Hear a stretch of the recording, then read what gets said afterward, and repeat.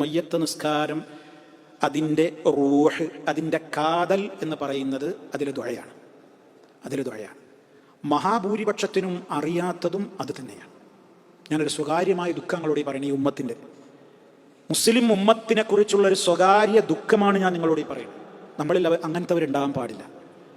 മയ്യത്ത് നിസ്കാരത്തിന് ഏത് മക്കളും അതുപോലെ തന്നെ മറ്റു പലരും കുറച്ച് ധൈര്യം ഉണ്ടെങ്കിൽ ഞാൻ നിങ്ങളെ ഇമാമത്തൊന്ന് പറയും. എന്താ കാരണം എന്നറിയോ? ആ നിസ്കാരത്തിൽ ഉറക്കെ ഒന്നും പറയണ്ട. അങ്ങനെ ഒരു സൗകര്യം ഉണ്ടെങ്കിൽ ഫാത്തിഹ ഓതനുണ്ട്, പ്രശ്നമൊന്നുമില്ല. ബാലപാഠം പഠിച്ചവർക്കൊക്കെ ഫാത്തിഹ അറിയാം. സ്വലാത്ത് ചെല്ലുന്നുണ്ട്. നമ്മുടെ നിസ്കാരത്തിൽ തശഹുദിൽ ചെല്ലുന്ന സ്വലാത്ത് ഇല്ല. അത് രണ്ടും പ്രശ്നമൊന്നും ഉണ്ടാവാറില്ല മിക്ക ആളുകൾക്കും. മൂന്നാമത്തത് പ്രശ്നമാണ്. അല്ലാന്ന് ആര് പറഞ്ഞിട്ടും കാര്യമില്ല. ഈ ക്ലാസ് പിരിഞ്ഞു പോയിട്ട് നിങ്ങൾ കിടക്കുമ്പോൾ നിങ്ങളെ നെഞ്ചത്ത് കൈവച്ചിട്ട് നിങ്ങൾ ഓരോരുത്തരും സ്വന്തത്തോട് ചോദിക്കണം, എനിക്ക് ജനാസ നിസ്കരിക്കാൻ കൃത്യമായി ആ ദുആ പറയാൻ അറിയുമോ? ആണും ചിന്തിക്കണം, പെണ്ണും ചിന്തിക്കണം. അറിയുമോ? അള്ളാഹുവിനെ സ്തുതിക്കണം, നിലനിൽക്കാൻ പ്രാർത്ഥിക്കണം. അറിയില്ലേ? അടുത്ത നിമിഷം മുതൽ അത് പഠിക്കാൻ ആരംഭിക്കണം. അതിനു വേണ്ടി ഞാൻ അത് പറയണേ. നമ്മളെ ബന്ധപ്പെട്ട ഒരാൾ മരിച്ചിട്ട് അപ്പം ദുആന്റെ ബുക്ക് തിരഞ്ഞിട്ടൊന്നും ഒരു കാര്യമല്ല. അദ്കാറിന്റെ ആപ്പ് തിരഞ്ഞിട്ടും കാര്യമില്ല. അത് നിങ്ങൾക്ക് ആത്മാർത്ഥമായിട്ട് നിർവഹിക്കാൻ കഴിയൂല. അവിടുന്ന് മരിച്ചിട്ട് പഠിക്കേണ്ടതല്ല. നമ്മളെ ബന്ധപ്പെട്ട ആരെങ്കിലും മരിച്ചിട്ട് പഠിക്കേണ്ടതല്ല ജനാസ നിസ്കാരത്തിലെ ദുആ. മരിക്കുന്നതിന് മുമ്പ് ചെയ്യേണ്ടതാണ്. ഞാനാവട്ടെ ആരാവട്ടെ, എൻ്റെ കുടുംബത്തിൽ ആരെപ്പോഴാണ് മരിക്കാൻ എനിക്കെന്താ ഗ്യാരണ്ടി? മറ്റുള്ളവർക്ക് എന്താ ഗ്യാരണ്ടി? അതങ്ങനെ എപ്പോഴും ഇങ്ങനെ റെഡി ആയിട്ടുണ്ടാവേണ്ടത്. അത് ഏറ്റെടുക്കാൻ ധൈര്യം വേണം. ഒരു വേള മയ്യത്ത് കുളിപ്പിക്കുന്നിടത്ത് പ്രവേശിക്കാൻ വരെ ധൈര്യം കാണിക്കണം. മുഴുവനായിട്ട് അറിയില്ലെങ്കിലും മറ്റുള്ളവർ കുളിപ്പിക്കുമ്പോൾ അതിൽ കയറാൻ ധൈര്യം കാണിക്കണം. എൻ്റെ വാപ്പനെയാണാ കുളിപ്പിക്കണം, അല്ലെങ്കിൽ എൻ്റെ ഉമ്മനെയാണാ കുളിപ്പിക്കണം. അവിടെ ഞാൻ ഉണ്ടാവണം. മറ്റുള്ളവരുണ്ടായിക്കോട്ടെ, പരിചയമുള്ളവരുണ്ടായിക്കോട്ടെ. ഒറ്റയ്ക്ക് എനിക്ക് പരിചയമില്ല, ധൈര്യമില്ല.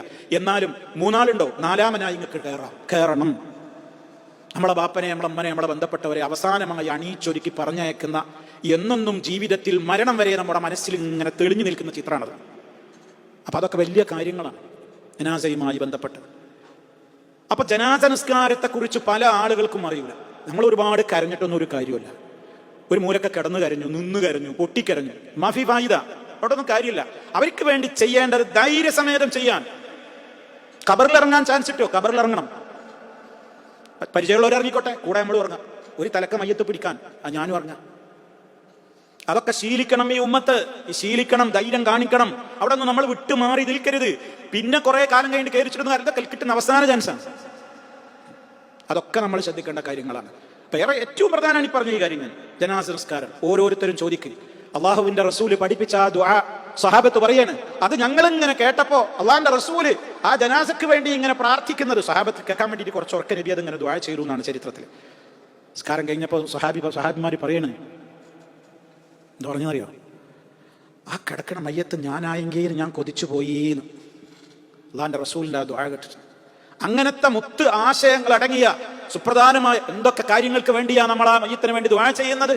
അത് അർത്ഥമറിഞ്ഞ് ഒരു ജനാസക്ക് വേണ്ടി ചെയ്യാൻ നമ്മുടെ കൂട്ടത്തിൽ എത്ര പേർക്കറിയാം? ആരെയും കുറ്റം പറയില്ല. ഞാൻ എന്നോടാ ചോദിക്കണം. അങ്ങനെ ചെയ്യാൻ നമുക്ക് സാധിച്ചാൽ വലിയ പുണ്യമാണത്.